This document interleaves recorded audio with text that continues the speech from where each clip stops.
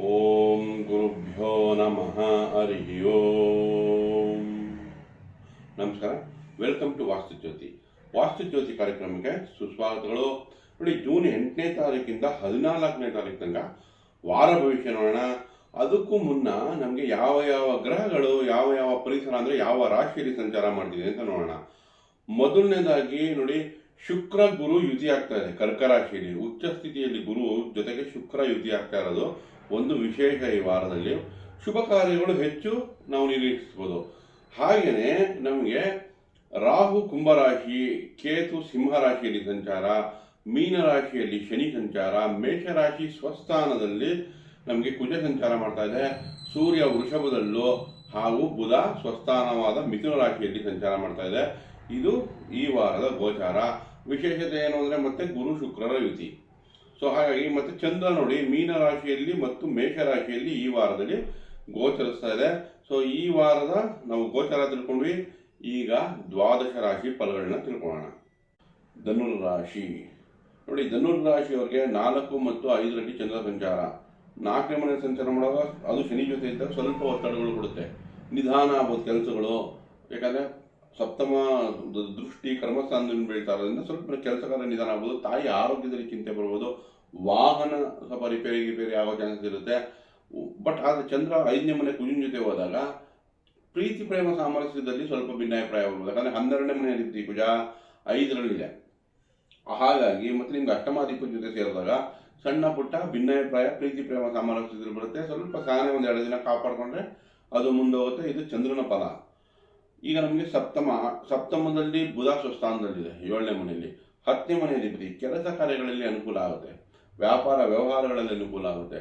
But ಅಷ್ಟಮದಲ್ಲಿ ಶುಕ್ರ ಶುಭ ಸುದ್ದಿ ಕೊಡುತ್ತೆ. ಅದರಲ್ಲೂ ಗುರು ಸೇರ್ಕೋತಾರೆ, ನಿಮ್ಮ ರಾಷ್ಟ್ರಾಧಿಪನ ಜೊತೆ ಸೇರ್ಕೋತಾರೆ. ಅದರಿಂದ ಶುಭ ಸುದ್ದಿನ ನಾವು ನಿರೀಕ್ಷಿಸ್ಬೋದು. ಆಕಸ್ಮಿಕವಾಗಿ ನೋಡಿ, ನಿಮ್ಮ ರಾಶಿಯಾದೀಪ ಮತ್ತು ಸುಖಾಸ್ಥಾನ ಅಧೀಪ. ಸೊ ಹಾಗಾಗಿ ಅದು ಯಾವಾಗ ಶುಕ್ರನ ಜೊತೆ ಸೇರುತ್ತೋ ಅವಾಗ 6ನೇ ಮನೆ ಅಧಿಪತಿ ಕೂಡ. ಹಾಗಾಗಿ ನಿಮಗೆ ಶುಭನೇ ನಿರೀಕ್ಷಿಸ್ಬೋದು. ಶುಕ್ರ 6ನೇ ಮನೆ ಅಧಿಪತಿ ಆಗಿರೋದ್ರಿಂದ ಕೆಲಸದ ವಿಷಯಗಳಲ್ಲಿ ಏನಾದರೂ ಶುಭನೂ ನಿರೀಕ್ಷಿಸ್ಬೋದು. ಜೊತೆಗೆ ನಮಗೆ 6ರಲ್ಲಿ ಸೂರ್ಯ, ಹೊಸ ಪ್ರಾಜೆಕ್ಟ್ ಸಿಗೋದು, ಹೊಸ ಕೆಲಸಗಳು ಸಿಗೋ ಅವಕಾಶಗಳು ಹೆಚ್ಚಾಗುತ್ತೆ. ಸೊ ನಾವು ಓವರಾಲ್ ಧನುರಾಶಿಯವ್ರು ತಗೊಂಡ್ರೆ ಈ ವಾರ ಮಿಶ್ರ ಫಲ, ಒಂದು ರೀತಿ ಒಳ್ಳೆಯದೇ ಇದೆ ಅಂತ ಹೇಳ್ಬೋದು, ಒಳ್ಳೆಯದಾಗುತ್ತೆ. ಮಕರ ರಾಶಿಯವ್ರಿಗೆ ನೋಡಿ 3 ಮತ್ತು 4ರಲ್ಲಿ ಚಂದ್ರ.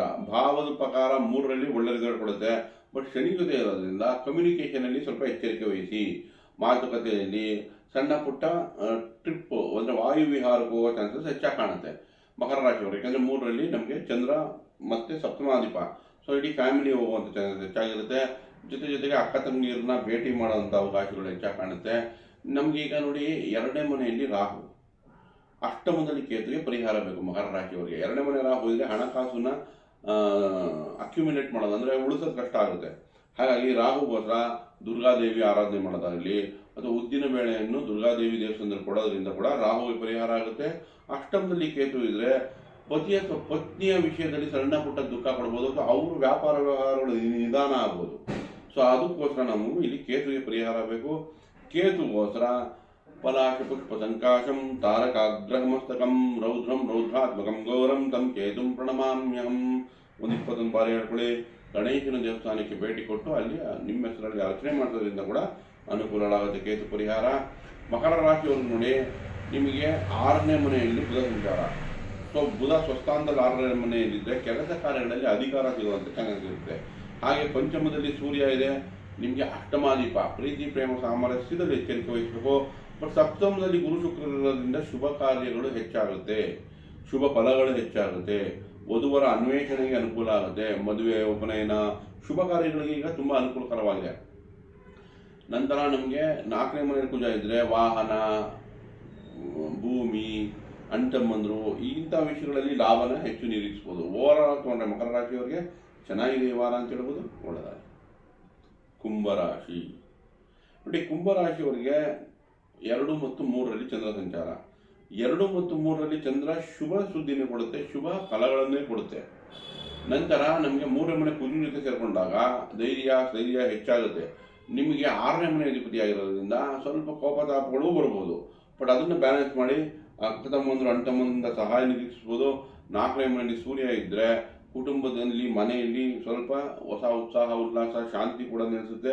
ಇನ್ನು ಪಂಚಮದಲ್ಲಿ ಬುಧ, ಅಲ್ಲಿ ನಮಗೆ ಸ್ವಸ್ಥಾನದಲ್ಲಿರೋದ್ರಿಂದ ಮಕ್ಕಳ ವಿಷಯದಲ್ಲಿ ಖರ್ಚು ಬರ್ಬೋದು, ಮಕ್ಕಳ ವಿಷಯದಲ್ಲಿ ಚಿಂತೆ ಬರ್ಬೋದು, ಯಾಕಂದರೆ ಭಾವ. ಬಟ್ ಸ್ವಸ್ಥಾನದಲ್ಲಿರೋದ್ರಿಂದ ಅದು ತಕ್ಕ ಮಟ್ಟಿಗೆ ಬ್ಯಾಲೆನ್ಸ್ ಮಾಡುತ್ತೆ. ಇನ್ನು 6ನೇ ಮನೆಯಲ್ಲಿ ಗುರು ಶುಕ್ರರ ಐತಿ. ಸೊ ಜಾಗ ಬದಲಾವಣೆ, ಕೆಲಸ ಬದಲಾವಣೆ ಆಗೋ ಚಾನ್ಸ್ ಇರುತ್ತೆ ಕುಂಭರಾಶಿಯವರಿಗೆ. ಅದು ಶುಭದಾಯಕವಾಗಿ ಕೊಡುತ್ತೆ.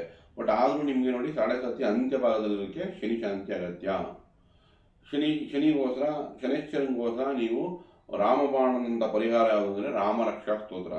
ಶ್ರೀರಾಮ ರಾಮ ರಾಮೇತಿ ರಮೇ ರಾಮೇ ಮನೋರಮೆ ಸಹಸ್ರನಾಮ ತತ್ತುಲ್ಯಂ ಶ್ರೀರಾಮನಾಮ ವರಾನನೆ. ಒಂದು 21 ಬಾರಿ ಹೇಳ್ಕೊಳ್ಳಿ. ದಿನನಿತ್ಯ ಹೇಳ್ಕೊಳ್ಳೋದ್ರಿಂದ ನಿಮಗೆ ಹೊಸ ಉತ್ಸಾಹನೂ ಸಿಗುತ್ತೆ, ಧೈರ್ಯನೂ ಸಿಗುತ್ತೆ, ಕೆಲಸ ಕಾರ್ಯಗಳು ನಿಮ್ಮ ಮೇಲೆ ಚೆನ್ನಾಗೂ ನಡ್ಕೊಂಡು ಹೋಗುತ್ತೆ. ಆರೋಗ್ಯದಲ್ಲಿ ಸ್ವಲ್ಪ ಎಚ್ಚರಿಕೆ ವಹಿಸಿ. 3ನೇ ಮನೆಯಲ್ಲಿ ಕುಜ ಇದೆ, ಅದು ಸ್ಥೈರ್ಯ ಹೆಚ್ಚುತ್ತೆ. ಹಾಗಾಗಿ ನಿಮಗೆ ಇನ್ನು ಮುಂದೆ ಬರ್ತಾ ಎಲ್ಲ ಒಳ್ಳೆಯದೇ ಆಗುತ್ತೆ. ಕುಂಭರಾಶಿಯವರಿಗೆ ಒಳ್ಳೆಯದಾಗಿ. ಮೀನರಾಶಿ ನೋಡಿ, ಮೀನರಾಶಿಯವರಿಗೆ ನಿಮ್ಮ ರಾಶಿಯಲ್ಲಿ ಚಂದ್ರ ಸಂಚಾರ ಮತ್ತು 2ನೇ ಮನೆಯಲ್ಲಿ ಚಂದ್ರ ಸಂಚಾರ. ಈ ವಾರದಲ್ಲಿ ಹೊಸ ಉತ್ಸಾಹ ಉಲ್ಲಾಸ ಚೇತರಿಕೆ ಕಂಡರೂ ಕೂಡ ಪಂಚಮಾಧಿಪತಿ ಶನೇಶ್ವರನ ಜೊತೆ ಸೇರಿಕೊಂಡಾಗ ವಿದ್ಯಾಭ್ಯಾಸದಲ್ಲಿ ನಿಧಾನ ಆಗೋ ಚಾನ್ಸಸ್ ಇರುತ್ತೆ. ಪ್ರೀತಿ ಪ್ರೇಮ ಸಾಮರಸ್ಯದಲ್ಲಿ ಒತ್ತಡ ಬರೋ ಚಾನ್ಸಸ್ ಇರುತ್ತೆ. ಹಾಗಾಗಿ ಸ್ವಲ್ಪ ಸಮಯ ತಗೊಳ್ಳಿ. ನಂತರ 2ನೇ ಮನೆ ಕುಜ ಸ್ವಸ್ಥಾನ.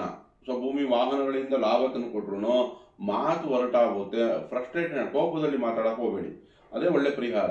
ಜೊತೆಗೆ ಒಂದು ಸ್ವಲ್ಪ ಬ್ರಿಸ್ಕ್ ವಾಕ್ ಮಾಡೋದು, ಸ್ವಲ್ಪ ದೈಹಿಕವಾಗಿ ದುಡಿಯೋದು, ಬೆವರು ಬರೋ ವಾಕ್ ಮಾಡೋದು, ಇದರಿಂದ ಕೂಡ ಕುಜ ಬ್ಯಾಲೆನ್ಸ್ ಆಗುತ್ತೆ. ಇಲ್ಲ ಸುಬ್ರಹ್ಮಣ್ಯನ ಆರಾಧನೆ, ಲಕ್ಷ್ಮೀ ನರಸಿಂಹಸ್ವಾಮಿ ಆರಾಧನೆ, ಇದನ್ನು ಮಾಡೋದ್ರಿಂದ ಕೂಡ ನಿಮಗೆ ಕುಜ ಪರಿಹಾರ ಆಗುತ್ತೆ. ಇನ್ನು 3ರಲ್ಲಿ ಸೂರ್ಯ ಇರೋದ್ರಿಂದ ಮೀನರಾಶಿಯವರಿಗೆ ಕೆಲಸ ಕಾರ್ಯಗಳಲ್ಲಿ ಹೊಸ ಅವಕಾಶಗಳು ಸಿಗುತ್ತೆ. ಸ್ವಲ್ಪ ಪ್ರಯತ್ನ ಪಟ್ಟಲ್ಲಿ ಹೊಸ ಕೆಲಸ ಸಿಗೋದಾಗಲಿ, ಹೊಸ ಆಪರ್ಚುನಿಟಿಗಳು ಸಿಗೋದಾಗಲಿ, ಇದರಿಂದ ಖಂಡಿತ ಅವ್ರಿಗೆ ಅನುಕೂಲಕರ ವಾತಾವರಣ ಸೃಷ್ಟಿಯಾಗುತ್ತೆ. 4ನೇ ಮನೆಯಲ್ಲಿ ಬುಧ ಸ್ವಸ್ಥಾನ, ವಿದ್ಯಾರ್ಥಿಗಳಿಗೆ ಅನುಕೂಲ, ಹೆಚ್ಚಿನ ವಿದ್ಯಾಭ್ಯಾಸ ಮಾಡೋರಿಗೆ ಅನುಕೂಲ ಆಗುತ್ತೆ. ಸೊ ಬ್ಯಾಂಕಿಂಗ್ ಸೆಕ್ಟರ್ ಇರ್ಬೋದು, ಎಜುಕೇಷನ್ ಸೆಕ್ಟರ್ ಇರ್ಬೋದು, ಮಾಧ್ಯಮ ಇರ್ಬೋದು, ಮ್ಯಾಥಮೆಟಿಕ್ಸ್ ಇರ್ಬೋದು, ಕಮ್ಯುನಿಕೇಷನ್ಸ್ ಇರ್ಬೋದು, ಇದೆಲ್ಲ ರೀತಿಯಲ್ಲೂ ಬುಧ ನಿಮಗೆ ಅನುಕೂಲ ಮಾಡಿಕೊಡುತ್ತೆ. ಇನ್ನು ಪಂಚಮದಲ್ಲಿ ಗುರು ಶುಕ್ರರ ರೀತಿ ಗುರು ನಿಮ್ಮ ರಾಶಿನೇ ನೋಡ್ತಿದೆ. ಶುಭ ಅನುಕೂಲ, ಶುಭ ಕಾರ್ಯಗಳಿಗೆ ಅನುಕೂಲ, ವಧುವರ ಅನ್ವೇಷಣೆಗೆ ಅನುಕೂಲ, ಪ್ರೀತಿ ಪ್ರೇಮ ಸಾಮರಸ್ಯದಲ್ಲಿ ಅನುಕೂಲ, ಹಣಕಾಸಿನಲ್ಲಿ ಅನುಕೂಲ. ಮೀನರಾಶಿಯವರಿಗೆ ಈ ವಾರ ಶುಭ ವಾರ ಅಂತಲೇ ಹೇಳ್ಬೋದು. ಯಾಕಂದರೆ ಗುರು ಶುಕ್ರರು ಇಬ್ಬರೂ 9ನೇ ಮನೆಗೆ ಮೀನರಾಶಿ ಕನೆಕ್ಟ್ ಆಗುತ್ತೆ. ಪಂಚಮದಿಂದ 9, ಸೊ 159 ಕನೆಕ್ಟ್ ಆದರೆ ಮೀನರಾಶಿಗೆ ಈ ವಾರ ಸ್ವಲ್ಪ ಶುಭ ಫಲನೇ ನಿರೀಕ್ಷಿಸ್ಬೋದು. 6ನೇ ಮನೆ ಕೇತು ಒಳ್ಳೆಯ ರಿಸಲ್ಟ್ ಕೊಡುತ್ತೆ. ಓವರಾಲ್ ಆಗಿ ತೊಗೊಂಡ್ರೆ ಮೀನರಾಶಿಯವರಿಗೆ ರಾಶಿ ಫಲ ಅಂದರೆ ವಾರ ಫಲ ಚೆನ್ನಾಗಿದೆ, ಪರಿಸರ ಚೆನ್ನಾಗಿದೆ. ಆದರೆ ಜನ್ಮಶನಿ ಎಷ್ಟೇ ಒಳ್ಳೆ ಶುಭ ಫಲಗಳಿದ್ರು ನಿಧಾನ ಮಾಡುತ್ತೆ. ಬರೋ ಶುಭ ಫಲ ಬಂದೇ ಬರುತ್ತೆ. ಸ್ವಲ್ಪ ನಿಧಾನವಾಗಿ ಕೊಡೋದ್ರಿಂದ ನಿಮ್ಮ ಮನಸ್ಸು ಫ್ರಸ್ಟ್ರೇಟ್ ಆಗಬಾರ್ದು. ಸಹನೆ ಒಂದು ಕಾಪಾಡಿಕೊಂಡ್ರೆ ಮೀನರಾಶಿಯವರು ಈ 7.5 ಅಥವಾ ಜನ್ಮಶನಿಯಿಂದ ಪ್ರಭಾವದಿಂದ ವಿಮುಖರಾಗ್ಬೋದು. ಆದರೂ ಶನೇಶ್ವರನಿಗೆ ಪರಿಹಾರ, ಎಳ್ಳೆಣ್ಣೆ ದೀಪ ಹಚ್ಚೋದು, ಹನುಮಾನ್ ಚಾಲೀಸ ಹೇಳ್ಕೊಳೋದು, ಅಥವಾ ವೃದ್ಧರಿಗೆ ಸೇವೆ ಮಾಡೋದು, ದೈಹಿಕವಾಗಿ ಕೆಲಸ ಮಾಡ್ತಾರಲ್ಲ ಹಾರ್ಡ್ ವರ್ಕರ್ಸು, ಅಂಥ ಲೇಬರ್ಗೆ ನೀವೇನಾದರೂ ಸಹಾಯ ಮಾಡಿದಲ್ಲಿ ಅದು ಕೂಡ ಶನೀಶ್ವರಿಗೆ ಪರಿಹಾರ ಮಾಡೋದಂಗೆ.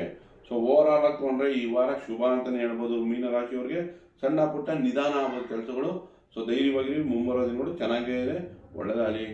ದಯವಿಟ್ಟು ಈ ವಿಡಿಯೋ ಇಷ್ಟ ಆಗಿದ್ದಲ್ಲಿ ಲೈಕ್ ಮಾಡಿ, ಶೇರ್ ಮಾಡಿ, ಸಬ್ಸ್ಕ್ರೈಬ್ ಮಾಡಿ. ಧನ್ಯವಾದಗಳು.